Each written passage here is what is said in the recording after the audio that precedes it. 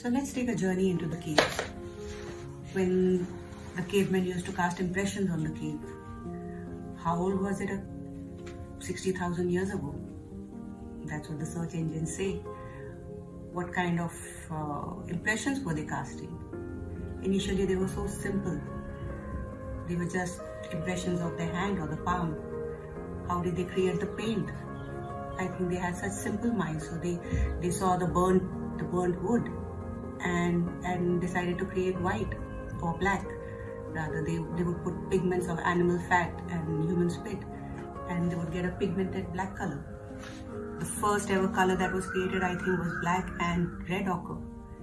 They would make white with calcium deposit. They would crush it and put the similar pigment of animal fat and human spit. And that's how they created color. What were the subjects of their art? Fingerprints. Impressions made, they just put the impressions of their hand on the cave walls and they would spurt out the color.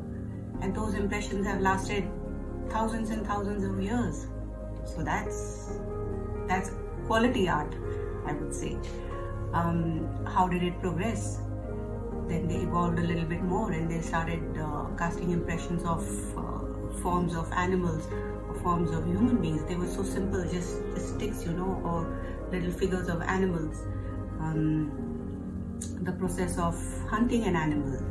You could clearly see that there's an arrow in the human hand and they are hunting an animal. And then they progressed and progressed a little bit more until what we know is art today. About 60,000 years ago, they were Neanderthal.